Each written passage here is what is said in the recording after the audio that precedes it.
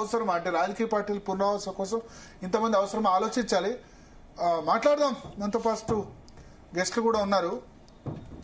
Yes Sarath గారు sir ఏమంటారు? MPTC ZPTC sir ఇప్పుడు ఎంపీటీసీ జెడ్పీటీసీలను రద్దు చేస్తే రాష్ట్రం మీద పెద్ద ఏదో భారం పడుతుందో లేకపోతే అదో ఇదో అని కాదు, కానీ ఇవాళ బీసీలలో పెరుగుతున్నటువంటి ఈ ఫీలింగ్ అంటే we want to participate in the governance, మేము అధికారంలో మా భాగస్వామ్యం ఉండాలా అనే కోరిక ఉంటుందో ఇప్పుడు దాదాపుగా ఈ వీటిని రద్దు చేస్తే మున్సిపాలిటీలో 67% బీసీ చైర్మన్లు అయినారు మోస్ట్లీ.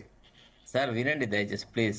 వీటిని రద్దు చేస్తే బీసీల పార్టిసిపేషన్ ఇన్ ది గవర్నెన్స్ అంటే ఇప్పుడు వీళ్ళు ఏదో పార్టిసిపేట్ అవుతున్నారు, గవర్నెన్స్ లో విధాన నిర్ణయాలు తీసుకుంటున్నారు, ఏదో అమలు చేస్తున్నారని కాదు, కానీ ఏదో నామమాత్ర పోస్ట్ అన్నా ఒకటి బీసీలకు దక్కే అవకాశం ఉంటది. ఇవి రద్దు చేస్తే మొత్తంగా పోయి మళ్ళా డబ్బున్న బీసీలు, డబ్బున్న ఎస్సీలు, డబ్బున్న ఉన్నత కులాల వాళ్ళే అవకాశాలు దొరుకుతాయి తప్ప. ఇది రద్దు చేస్తే ఎంపీపీ అయితే రిజర్వ్డే కదా, మండల్ పరిషత్ ప్రెసిడెంట్ పోస్ట్ రిజర్వ్డే, మళ్ళా ఎంతమంది అవకాశం ఉంది, కంటెస్ట్ లేదు. పార్టీలో సర్పంచుల ద్వారా ఒక పార్టీలో ఎంతమంది క్రియాశీలకమైన కార్యకర్తలు ఉంటారు. తర్వాత ఎంపీపీలుగా మళ్ళీ ఎవడు వస్తాడు సార్? మళ్ళా ఈ ఎమ్మెల్యేల బామ్మర్దులు, ఎంపీల బామ్మర్దులు, ఎంపీల కొడుకులు, మళ్ళీ వాళ్ళ భార్య, వాళ్ళ పిల్లలే కదా సార్. ఇప్పుడు డబ్బులు ఖర్చు పెట్టి ఎన్నిక జరిగితే అదే చేస్తారు. మీరు ఆ పొలిటికల్ కల్చర్ మారదు సార్, సెంట్రలైజ్ అవుతుంది.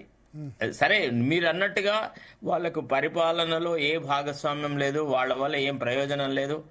To borrow the language of Brahmananda Reddy, it is the sixth finger.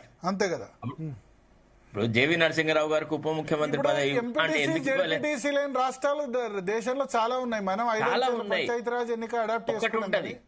ఒకవేళ పకడ్బందీగా 42% రిజర్వేషన్ అమలు చేసి వాళ్ళు అడిగినా అడగకున్నా, రాజ్యాంగ పరంగా అవకాశం వచ్చినా రాకున్నా 42% రిజర్వేషన్ స్థాయిలో అందరూ అన్ని రాజకీయ పార్టీలు అనుకొని బీసీలకు రిజర్వేషన్ కల్పించి ఒకళ్ళ జెడ్పీటీసీలు ఎంపీటీసీలను తీసేసి జెడ్పీ చైర్మన్లకు డైరెక్ట్ గా, తర్వాత మండలాలకు డైరెక్ట్ గా చేస్తే బాగుంటది. నేను జర్నలిస్ట్ గా ఉన్నప్పుడు సార్ మాకు మహబూబ్ నగర్ నుంచి వెంకటయ్య అనేట ఆయనని ఎలక్ట్ చేసినాడు రామారావు గారు. కానీ అప్పట్లో జెడ్పీ చైర్మన్ డైరెక్ట్ ఎలక్షన్ ఉండేది కదా. Direct election, yes exactly. Venkataiah was elected directly. ఒకసారి జరిగింది. అవును కరెక్టే.